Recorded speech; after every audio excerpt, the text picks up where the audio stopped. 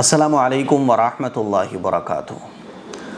بسم اللہ الرحمن الرحیم پڑھنے کی عادت بنائیے۔ جب بھی کوئی کام کریں تو بسم اللہ الرحمن الرحیم پڑھ کر اس کام کو شروع کریں۔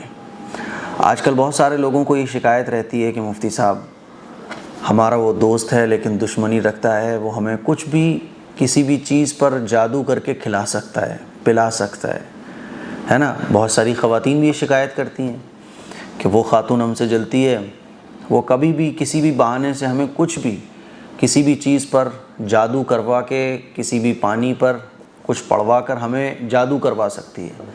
تو بہت سمپل سا آسان سا طریقہ یہ ہوتا ہے کہ آپ کوئی بھی کھانے کی چیز کھاؤ بسم اللہ پڑھ کر کھاؤ، کوئی بھی پینے کی چیز پیو بسم اللہ پڑھ کر پیو۔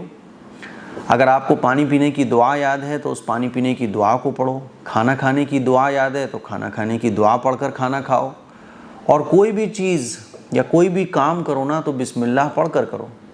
دیکھو آپ کو لگ رہا ہے کہ اس پر جادو ہے، جب آپ نے اس پر بسم اللہ الرحمن الرحیم پڑھا اور پھر اس کو کھایا تو جادو کا اثر شیطان کی طرف سے ہوتا ہے، اور بسم اللہ الرحمن الرحیم پڑھنے سے اللہ کا اثر اس پر ہو جاتا ہے۔ تو اب مجھے یہ بتاؤ کہ شیطان کا اثر زیادہ مضبوط ہے یا اللہ کا اثر زیادہ مضبوط ہے؟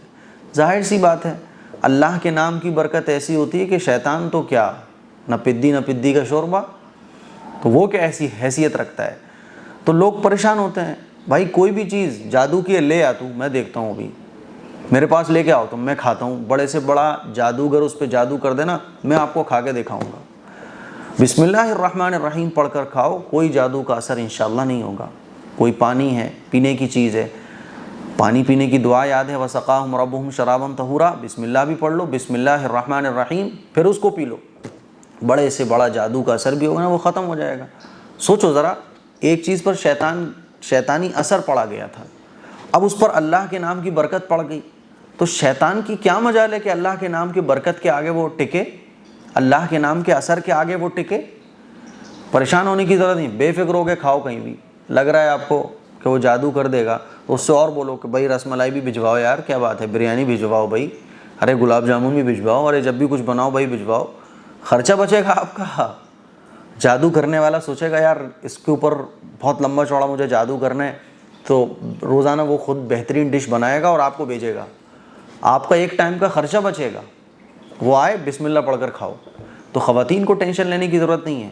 آج کل خواتین کو جو ہے نا پرابلمس رہتی ہیں کہ وہ جادو کر رہی ہے لگ رہا ہے، تو اس سے اور بولو کال کر کے، ارے بہن آپ تو بڑی اچھی ہیں، پیاری ہیں، سامان بھیجو ذرا کھانے پینے کا، کیا بات ہے کچھ بنا نہیں رہی ہیں آج کل آپ؟ وہ خوش ہو جائے گی کہ یہ بہت اچھا موقع ہاتھ آیا، وہ بھیجے گی، آپ کے خرچہ بچے گا، آپ کا محنت نہیں کرنا پڑے گی، خرچہ بھی بچے گا پلس محنت بھی بچے گی، محنت نہیں کرنا پڑے گی، بیٹھے بیٹھے کھاؤ اپنے آرام سے۔ کہہ رہے بہن ذرا بچوں کے لیے اور بھیج دینا، ارے ہسبینڈ کے لیے اور بھیج دینا، تو موج کرو آرام سے، بسم اللہ الرحمن الرحیم پڑھو اور کام شروع کرو۔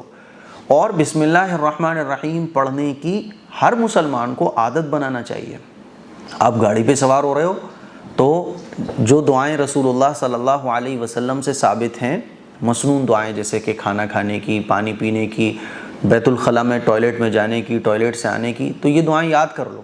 اور اگر یہ دعائیں یاد نہ ہونا تو پھر بسم اللہ الرحمن الرحیم پڑھ کر کوئی بھی کام جو آپ کرنے جا رہے ہو اس کو کرو۔ اللہ کے نبی کا ارشاد ہے کہ کوئی بھی کام جب شروع کرو تو بسم اللہ پڑھ کر شروع کرو، اور وہ کام جو آدمی کی نظر میں اہم ہوتا ہے اگر وہ بسم اللہ پڑھے بغیر کرتا ہے نا تو پھر وہ کام ادھورا رہتا ہے، اس میں خیر و برکت داخل نہیں ہوتی ہے۔ تو بسم اللہ الرحمن الرحیم پڑھنے کی ہم خود بھی عادت بنائیں اور اپنے بچوں کو بھی عادت بنوائیں۔ اور یہ جادو وادو اور سب ان سے ٹینشن لینے کی ضرورت نہیں ہے۔ بسم اللہ الرحمن الرحیم یہ ایک جو لائن ہے نا، اتنی پاورفل لائن ہے کہ جیسے ہی آپ اس کو پڑھتے ہو تو جتنے جادو ہوتے ہیں نا یوں دھکا کھاتے ہوئے پیچھے بھاگتے ہیں بری طریقے سے۔ اللہ کے نام میں تو وہ طاقت ہے، اللہ کے نام میں تو وہ طاقت ہے جو جادوؤں میں کہاں ہوگی۔ جادو کا اثر کرتا ہی ان لوگوں پر ہے جو خود ناپاک رہتے ہیں، جو خود شیطانی کاموں میں مبتلا رہتے ہیں، ان لوگوں کے اوپر جادو کا اثر زیادہ ہوتا ہے۔ کبھی آپ نے سنا کہ صحابہ کے اوپر ہوا؟ ہاں، حضور علیہ الصلوۃ والسلام پر جو جادو ہوا اس کی کچھ حکمتیں تھیں، اس کی 2 حکمتیں میں آپ لوگوں کے سامنے رکھتا ہوں۔ پہلی حکمت یہ تھی کہ حضور کو جو کفار مکہ اور مدینہ تھے وہ جادوگر کہا کرتے تھے کہ یہ جادوگر ہیں۔ تو ان پر جادو کا اثر اس لیے بھی ہوا کہ دیکھو یہ جادوگر نہیں ہے، اگر یہ جادوگر ہوتے تو ان پر جادو کا اثر نہیں ہوتا۔ دوسرا، امت کو یہ تعلیم دینی تھی کہ دیکھو جادو جب ہو تو نبی جب دونوں قل پڑھ کر اپنے جادو کو ختم کر رہے ہیں، اور امت کو یہ تعلیم دے رہے ہیں کہ دیکھو جب بھی جادو وغیرہ کا اندیشہ ہو، اور جادو ہونے سے پہلے ہی حضور کے ذریعے امت کو یہ کہلوا دیا گیا کہ یہ دونوں صورتیں جادو جنات سے حفاظت کے لیے ہیں، تاکہ امت کو پتہ چل جائے کہ جادو سے بچنے کی کیا تعلیم ہے۔ اس لیے تھا یہ سب۔ آپ اس کے بعد دیکھو ایک صحابی پر کبھی جادو نہیں ہوا، ایک صحابی نے کوئی تعویذ نہیں پہنا، ہے نا۔ بڑے بڑے جادوگر حضرت عمر فاروق رضی اللہ تعالیٰ عنہ کے زمانے میں کتنے بڑے بڑے جادوگر ہوں گے، اور جو یہ چاہتے ہوں گے کہ حضرت عمر فاروق رضی اللہ تعالیٰ عنہ ختم ہو جائیں، ان کی خلافت ختم ہو جائے، کیونکہ حضرت عمر رضی اللہ تعالیٰ عنہ کے نام سے تو شیطان بھی کانپتا تھا نا، شیطان راستہ چھوڑ دیتا تھا۔ تو اس زمانے میں صحابہ کے دشمن کتنے ہوں گے کہ انہوں نے جادو کرنے کی کوشش نہیں کی ہوگی، کیونکہ حضور نے تعلیم دے دی تھی کہ دونوں قل پڑھو جادو سے بچنے کے لیے۔ اور یہ دونوں قل اور آیت الکرسی اور بھی قرآن مجید کی بہت ساری آیتیں ہیں جو جادو اور شیطان سے حفاظت کے لیے ہی نازل ہوئی ہیں۔ صحابہ اکرام چونکہ ان پر عمل کرنے والے تھے، تو کبھی آپ نے نہیں سنا ہوگا کہ صحابہ اکرام پر جادو ہوا، ہے نا۔ تو اسی لیے بسم اللہ الرحمن الرحیم پڑھنے کی عادت بنائیے۔ السلام علیکم ورحمۃ اللہ وبرکاتہ۔